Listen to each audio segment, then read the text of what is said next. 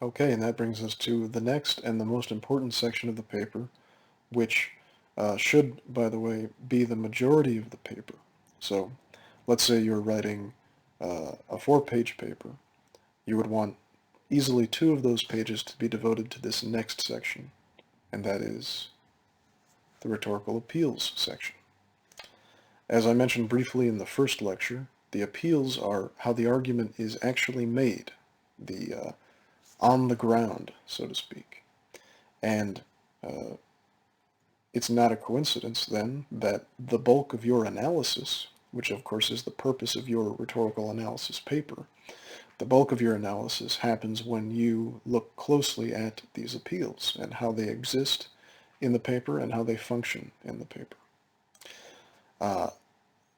This structure that you see before you, I'll go into in more depth, but this structure is the pie format.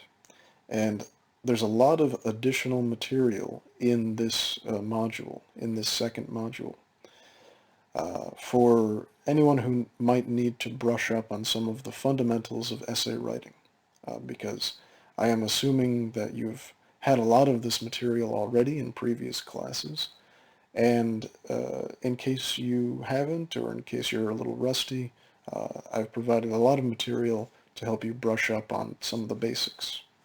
And one of those fundamentals is the pie format. The pie format is a way to create an argument, an academic argument that is supported by evidence and duly explained, or analyzed, or described, or commented on. This is writing, paragraph writing, or this is argument writing on the paragraph level. And here's how it applies to the rhetorical appeals section of the paper. Here's how we can see the pie format working in this particular paper. So let's take a look. Just like a thesis begins an essay and is the most important part and provides the focus and the main argument of the essay, in the paragraph, the point sentence, also known as the topic sentence or the supporting argument. There are many different terms, but in the pie format we call it the point.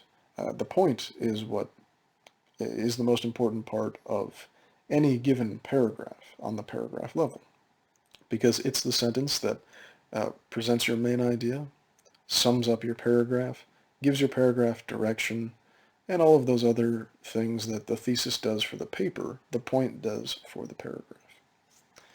So here's an example of a point sentence for a rhetorical analysis of Richard Rhodes' On Media Violence, is the name of the article. It's not one that we're reading, but it's as good an example as any of how to apply the pie format to a rhetorical analysis paper, and more specifically, an analysis of rhetorical appeals. In this case, we're talking about the logos appeal. So this point sentence might be the very first sentence in your logos section, or it could be the next topic sentence in the next paragraph.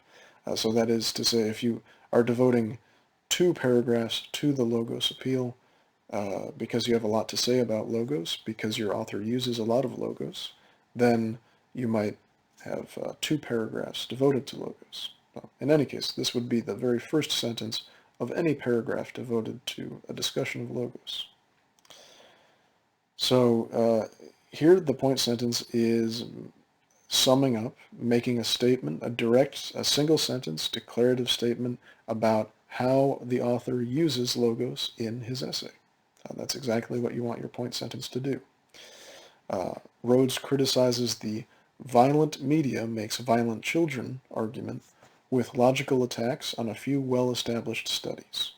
So that's how Rhodes is using logos, and that's going to be the subject of our discussion in this paragraph about logos.